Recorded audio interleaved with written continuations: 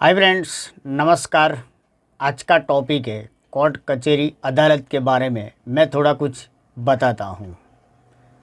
Court अदालत में न्याय मिलने में क्यों इतनी देरी होती है? क्यों ऐसा? न्याय मिलने में सालों लग जाते हैं, क्यों ऐसा? कोर्ट अदालत मंदिर है, पवित्र जगह है।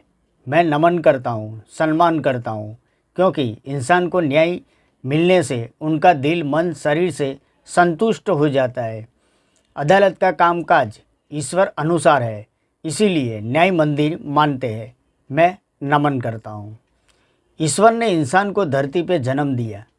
अगर एक इंसान जीवन से दुखी है तो फिर वो इंसान मंदिर में जाके ईश्वर को प्रार्थना करके प्रश्न करेगा कि हे ईश्वर, मैं तेरा संतान हूँ, मैं तो सीधा साधा हूँ, सिंपल हूँ, कोई गलत कर्म किया ही नहीं, फिर मैं दुखी क्यों हूँ? यह इंसान ईश्वर से नाराज हो गया। ये बात तो ईश्वर ही जाने। अब बात करते हैं कोर्ट कचहरी की, न्यायालय मंदिर की बात करते हैं। कानून, कोर्ट कचहरी, न्यायालय मंदिर चलाने वाला इंसान ही तो है। कोई भी इंसान के सामने कोर्ट कचहरी की बात करोगे तो वो इंसान घबरा जाएगा, दो हाथ जोड़ के नमन करेगा और बोलेगा कि भाई कोर्ट कचहरी पसंद नहीं है, और ईश्वर से प्रार्थना करेगा कि हे ईश्वर, कोर्ट कचहरी से मुझे दूर रखना। न्यायालय मंदिर है तो फिर इंसान क्यों दूर भागते हैं? किसी को पसंद नहीं है, क्यों ऐसा? मैं समझ गया।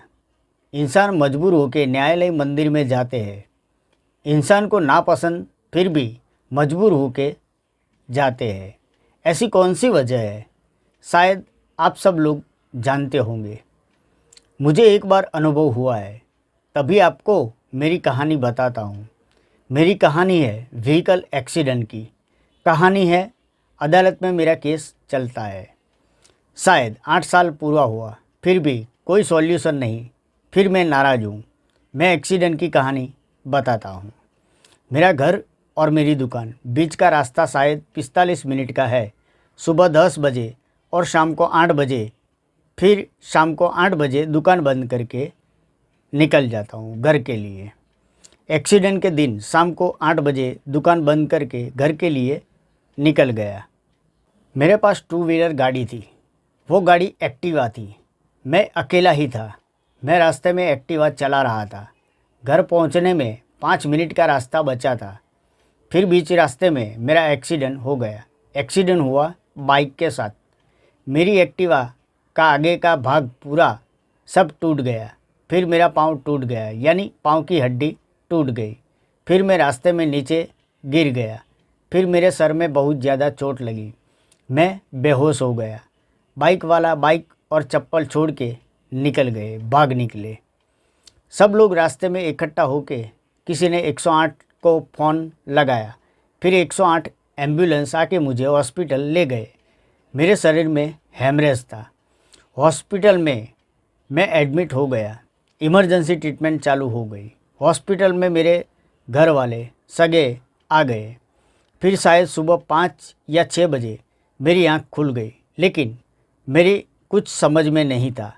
मैं कहाँ हूँ वो भी मालूम नहीं था। सर में हेमरेज था।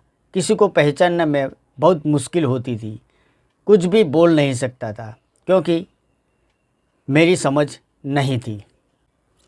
हेमरेज की वजह से पाँव का ऑपरेशन नहीं करवाया। सर की और पाँव की ट्रीटमेंट चालू थी। पाँव में प्लास्टर पटापिंडी चालू थी। शायद 20 दिन तक हॉस्पिटल में एडमिट रहा। सर की ट्रीटमेंट की वजह से अच्छा हुआ।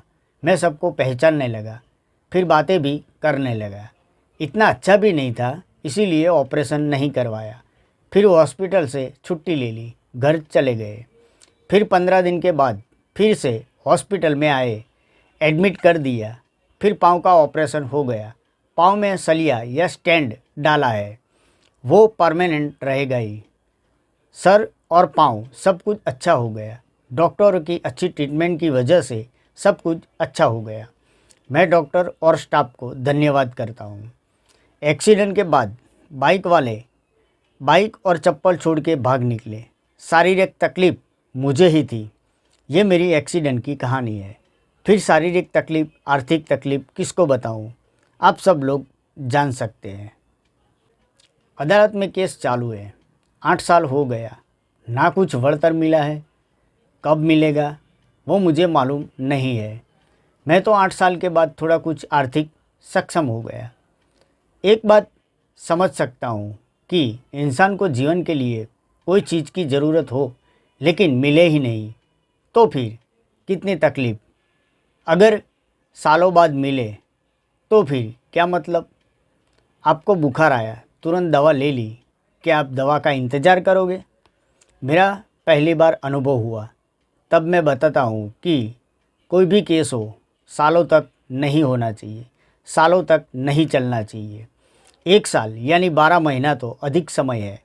प्रोसीजर कैसी है मुझे नहीं मालूम, लेकिन इंसान कितना तकलीफ़ में होगा, कितना सहन किया होगा। काफ़ी बदलाव की ज़रूरत लगती है। बुद्धिजीवी वर्ग को सोचना चाहिए। मैं किसी को भी सलाह सूचन नहीं करता हूँ, ना देता हूँ। मेरी सोच बताता हूँ। मेरी कहानी आपको बता दी। मैं सही बात करता हूँ कि मैं गलत बात करता हूँ, वो आप तय कर लेना। थैंक्स।